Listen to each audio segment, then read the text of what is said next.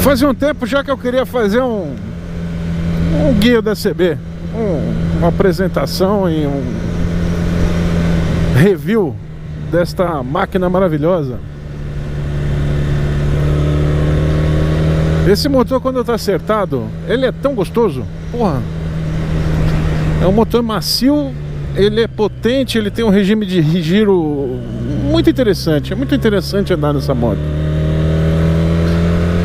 Ela é uma espécie de um bicilíndrico, que é um derivado das quadricilíndricas da Honda dos anos 70, 60, das Ford. Então ela é uma derivação do projeto. Ela compartilha muita característica com esses motores da Ford. Ela é meia Ford. Ela é como se fosse o pistão 2 e o 3, sem o 1 e 4, que fariam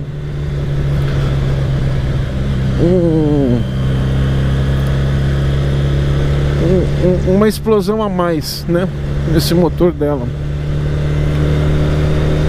E ele é um motor muito bem balanceado.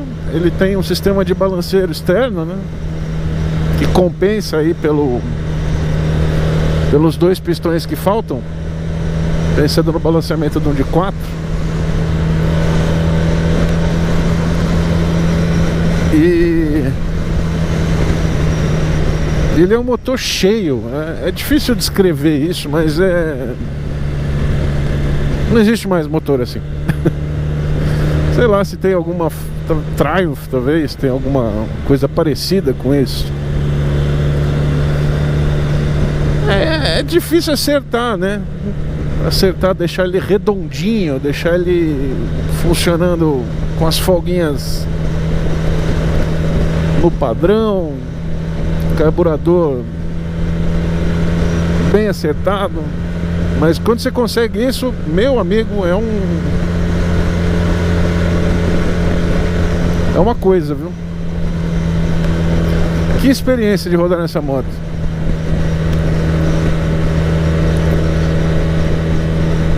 Tem um detalhe da ciclística dela, que é a questão do pneu. Nessa época, nos anos 70, 60, quando foi concebido esse projeto aqui, as motos usavam pneus mais estreitos. Tem prós e contras, né? O arrasto é menor, então a tendência é você gastar menos energia para deslocar a moto, né, no atrito com o chão. Só que as motos modernas, elas têm mais borracha. É mais borracha em contato com o solo. O tipo de pneu também, esses pneus sem câmara, facilitam muito, né? Aumenta a segurança, vamos dizer assim, dos pneus. Porque você, com a câmera, uma falha na câmera, geralmente ela leva o pneu a perder pressão imediatamente. Então ela estoura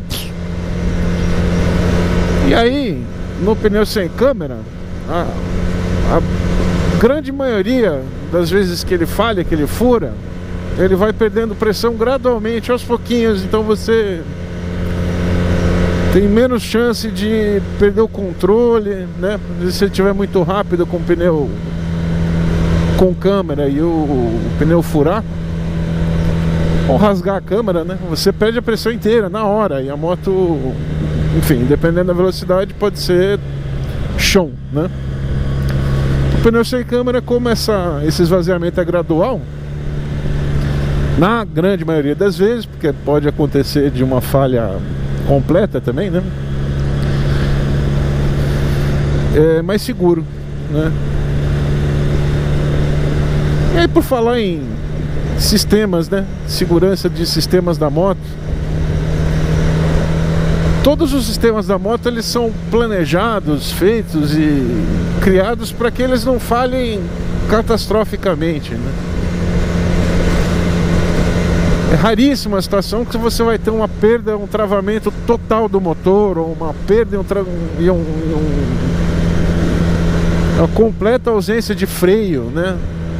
Tem alguns poucos componentes críticos que esses sim devem ser muito bem observados.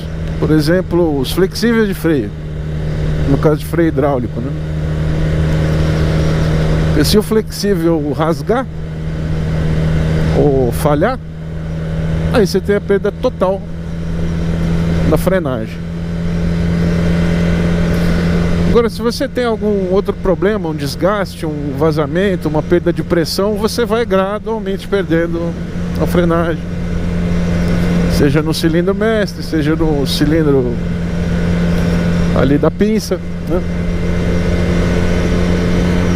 Alguma vedação, né? Ele não apaga de uma vez, ele é feito para ir apagando aos poucos e evitar situações constrangedoras e perigosas de falha mecânica.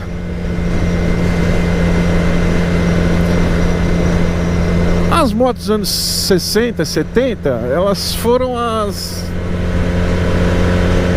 motos que começaram a ser fabricadas para se tornar produtos de massa, né? Até então era coisa de nicho, então você tinha fábricas menores, menos regulação na indústria a respeito de qualidade e padrão de componente. E aí essa moto aqui, ela é dessa, vamos dizer, segunda geração de motos que foram feitas para ser produtos de adoção em massa, para ser produzidas em larguíssima escala, que é o plano de negócio e o modelo de negócio da Honda. A CB400, ela é a filha desse processo, ela é a superbike para as massas. Não à toa, na expansão da Honda no fim dos anos 70, nos Estados Unidos principalmente, né? E no começo dos anos 80 no Brasil, o modelo escolhido para representar a marca, vamos dizer, como a ponta de lança, o produto de maior sofisticação que foi disponibilizado por esses mercados, foi a Honda CB400. O projeto, a base do projeto dela é japonesa. Então, nos Estados Unidos eles lançaram a CB400 T-Hawk, Hawk de falcão, né?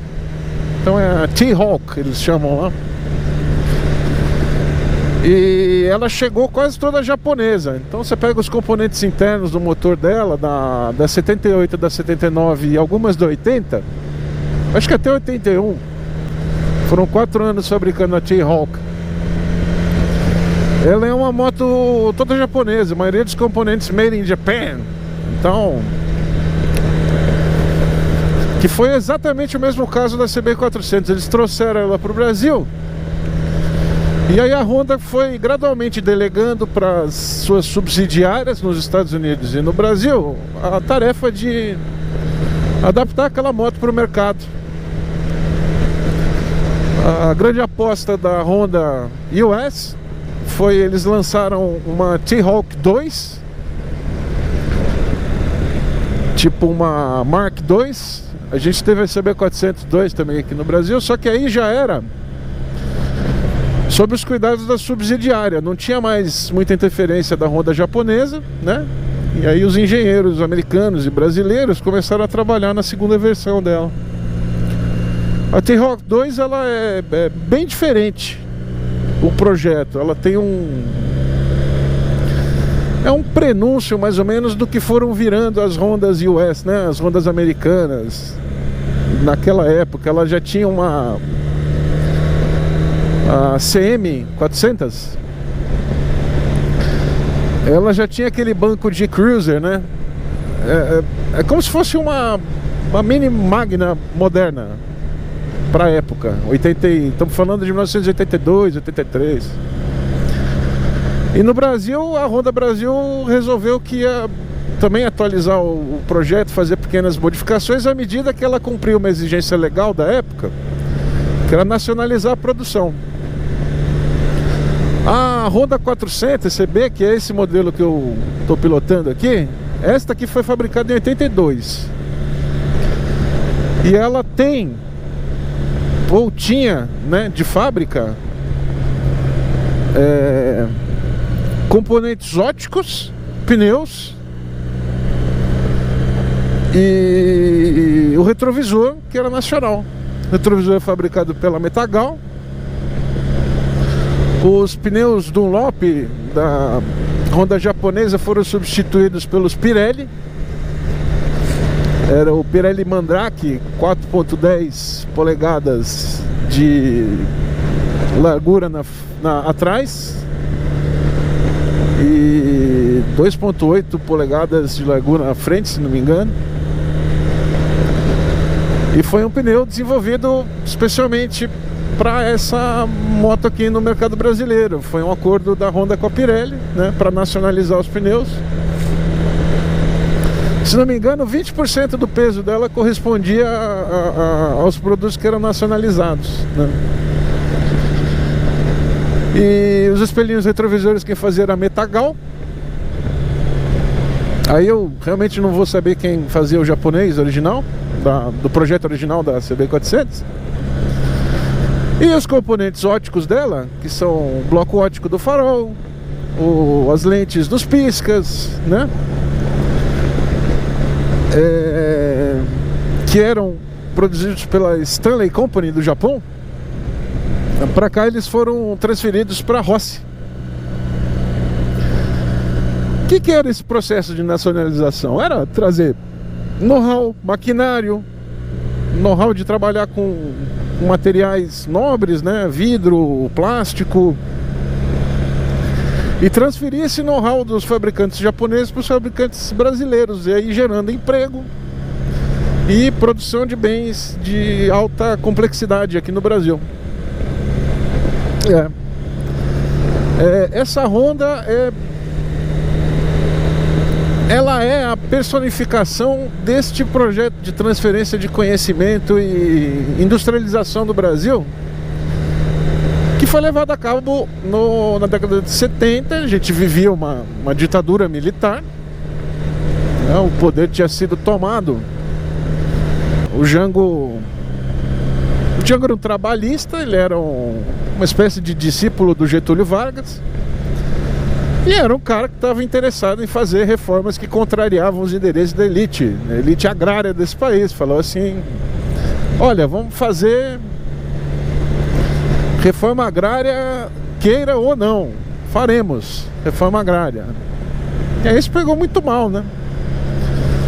As elites, os grandes fazendeiros, os grandes aristocratas, terratenentes, né, donos de latifúndios, se aliaram com os militares e falaram assim: meu, toma esse negócio aí, senão a gente vai acabar tendo uma revolução popular e um Brasil melhor, né? Então a gente não quer esse Brasil melhor, a gente quer que continue funcionando como um grande fazendão. E aí essas classes abastadas, essas elites privilegiadas se unem aos militares, que foram, né, foram o artifício usado por essas elites para poder tomar o poder do João Goulart. E ficaram lá 20 anos, né? E aí qual que era o projeto desse pessoal? O projeto desse pessoal era fazer o Brasil, né? O Brasil vai pra frente. Milagre econômico, anos 70. Mas como é que era esse milagre econômico? Vamos industrializar o Brasil. E industrializando o país é um jeito de você não mudar absolutamente nada em quem manda nas coisas, né? Então o cara que era o grande mega latifundiário era o cara que tinha dinheiro suficiente para investir em indústria no país. Não é ampliar acesso, né? E aí você transportar essas populações que viviam no campo, socar todo mundo na cidade, né? Tanto que nessa época, entre os anos 60, 70, 80, foi quando São Paulo inchou, né? São Paulo virou uma megalópole, um amontoado de gente, porque de repente a cidade era um lugar para você procurar oportunidades na vida, para trabalhar na indústria, trabalhar ali o polo industrial do ABC, né, automotivo, então fábrica da Ford, fábrica da Volks. E aí uma das empresas que topou vir para o Brasil nessa época, falando assim, ó, vai para lá, estabelece uma indústria e transfere essa tecnologia, e aí em troca a gente dá a proteção de mercado para vocês. Vai proibir importação e só vocês que estão fabricando aqui no Brasil vão poder vender para o nosso mercadão, que na época era 90, 100 milhões de habitantes. Esse foi acordo com a Honda. E a Yamaha também veio. Todo mundo que queria vir, vinha. Contanto que topasse fazer essa nacionalização da produção, né? E a Honda veio. E a Honda acho que meio levou a sério essa história, porque casava muito com o modelo de negócio da empresa, né? Do jeito que a Honda pensa, a cultura da empresa. E aí essa cultura foi transportada e tropicalizada aqui no Brasil também. E aí a CB, tal qual eles fizeram no mercado americano na época, lembrando que o Japão, depois da guerra, começou a receber ajuda, né, para se reconstruir dos Estados Unidos, e uma parte dessa ajuda era que os Estados Unidos dessem um empurrãozinho, né, para os aliados norte-americanos, para empurrar a indústria japonesa goela abaixo. Então é isso, quando o Brasil deixou de ser um país com potencial de independência e passou a ser um estado satélite dos Estados Unidos, ali no começo da Guerra Fria, né, com o Getúlio Vargas e o João Goulart, eles não tinham muito carinho especial por um dos lados da Guerra Fria, né, que era os Estados Unidos. Tanto que o Jango vai lá, visita a China, conversa com os soviéticos, bate papo, né? Porque não faz sentido o Brasil tomar um lado. Só que aí, aliado a esses interesses econômicos da elite brasileira, dos grandes mega latifundiários herdeiros desse país, você também tem associado a isso o interesse externo dos Estados Unidos de transformar o Brasil num estadinho satélite aí, né?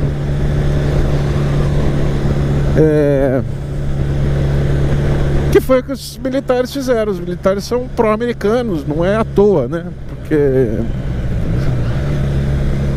é parte do jeito de operar da política externa americana, por exemplo, ter colocado isso é provado, tá, gente? Ter colocado lá à disposição um porta-aviões, dizendo, tomem o poder aí, se der algum problema, chama a gente que a gente tá aqui, ó, estacionado. Os Estados Unidos fizeram isso com os militares brasileiros, ofereceram esta ajudinha. Vou passar esse cara aqui. Fumaceira, porra.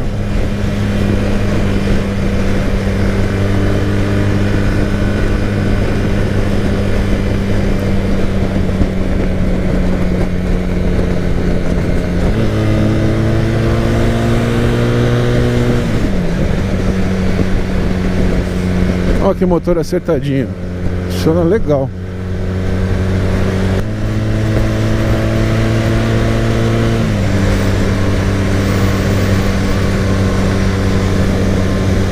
E aí a Honda é um símbolo desse momento do país, da industrialização, do vamos pra frente, mas não muda nada.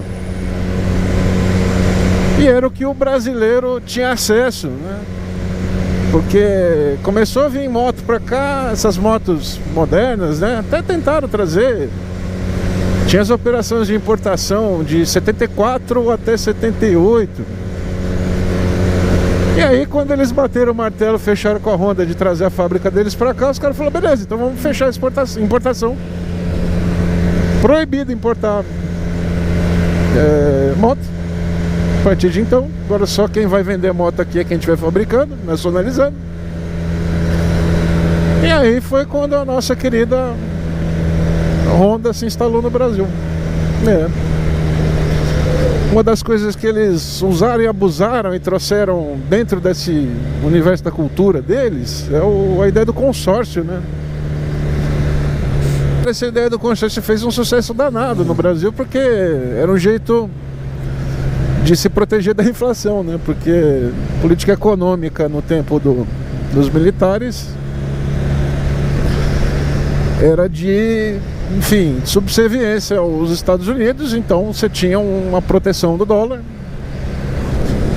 e o que implicava numa supervalorização ou uma super desvalorização da moeda local. Tivemos várias moedas, para quem não viveu essa época: cruzeiro, cruzado novo, cruzeiro novo, e aí ia trocando, e cada plano econômico falava: agora é um milagre que vai resolver o problema da inflação.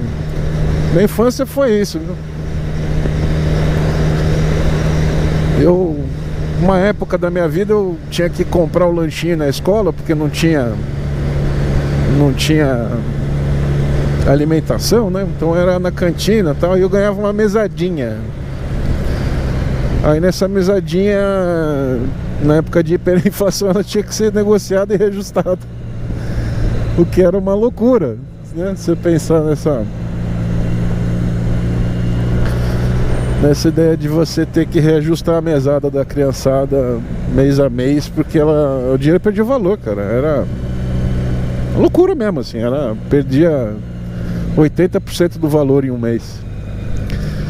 E aí foi na época que essas motocas lindas chegaram aqui no Brasil. Eu era muito criança, né? Mas claro que eu nem sonhava, nem imaginava na possibilidade de ter uma moto. Mas era um veículo, assim, impressionante. Era uma coisa linda. Era um sucesso, cara. Uma moto dessa aqui era o marcador de que a pessoa venceu na vida. Ela tem uma moto dessa maravilhosa. Era a coisa mais luxuosa que você podia ter. Era tipo um Dojão, um Opalão. Esse aqui é o Opalão das motocas dos anos 80. E aí essa história da CB. E aí tem uma outra história da CB, que é a história da CB comigo, né? Como é que eu fiquei maluco por causa desse troço aqui, né? Vou ter que esperar meu amigo agora, não sei o que eu vou fazer.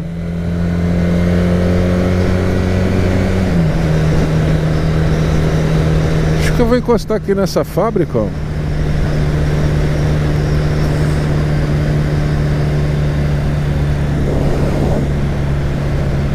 Rexroth.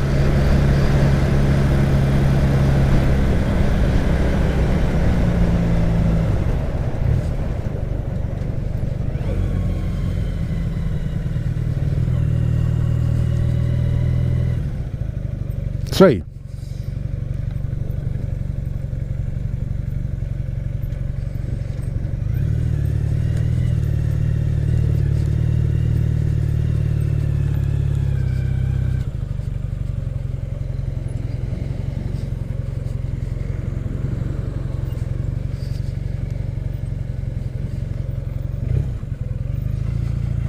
O cara parado aí, viu chegando, falou: ah, deve ser malandro. Aí eu vou sair fora. Aí ele saiu fora. Pronto.